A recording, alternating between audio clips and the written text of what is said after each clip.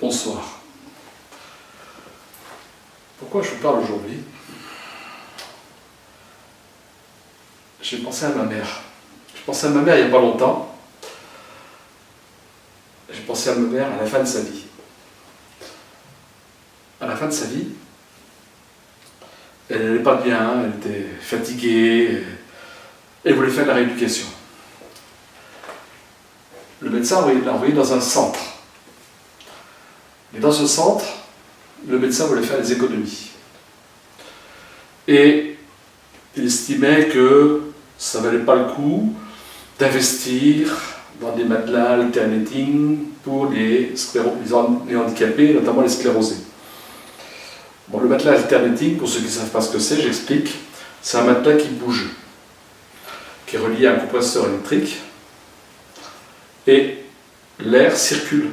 C'est bien que le matelas est rempli d'air, mais pas aux mêmes endroits, au même moment. Donc ça fait des bosses, ça fait des trous. Et le but, c'est que la personne puisse avoir la sensation de bouger. Parce que dans un lit, une personne qui est paralysée, elle ne bouge pas. Donc le but, c'est de le faire bouger sous elle pour qu'elle ne s'ankylose pas. Et ces matelas sont indispensables, notamment pour les sclérosés. Pourquoi? Parce que quelqu'un qui est un sclérose en plaques, il est incontinent. Donc s'il n'a pas ça, il fait des escarres, et en plus de ça, il risque de s'abîmer. Ma mère, on lui avait mis une alaise en caoutchouc. Imaginez un petit peu. Les dégâts sont apparus très vite. Elle a fait une escarre. Ils ne sont pas affolés. Ils ne sont pas affolés, ils ont dit bon, c'est pas grave, on va l'opérer, et puis ça, on va régler le problème. Ce qu'ils ont fait, ils ont bouché en surface, ils ont laissé l'escarre se développer à l'intérieur. Au bout d'un certain temps, la cicatrice elle a fini par s'ouvrir. Et là, on a vu l'étendue des dégâts qui était énorme.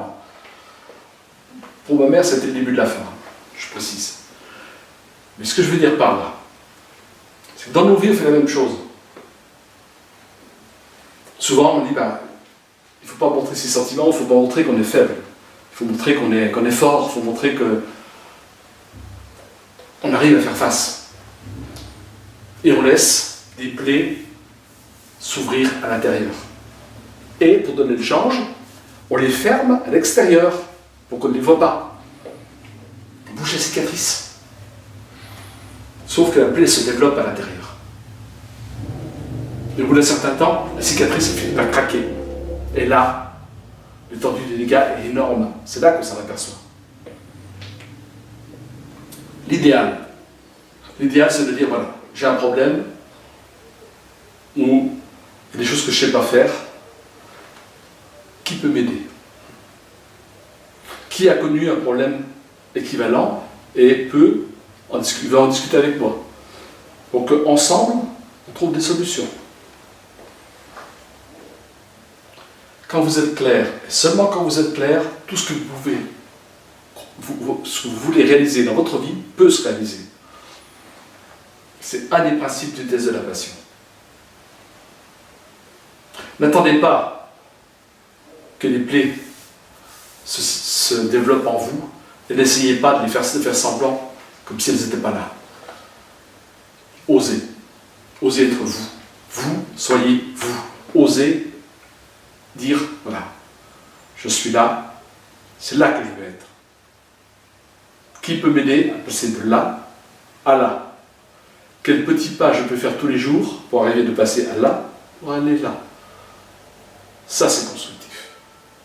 Voilà. C'est ce que je voulais échanger avec vous ce soir.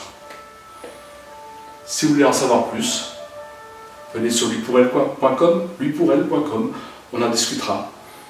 Et puis on verra ce qu'on peut faire ensemble. Bonsoir.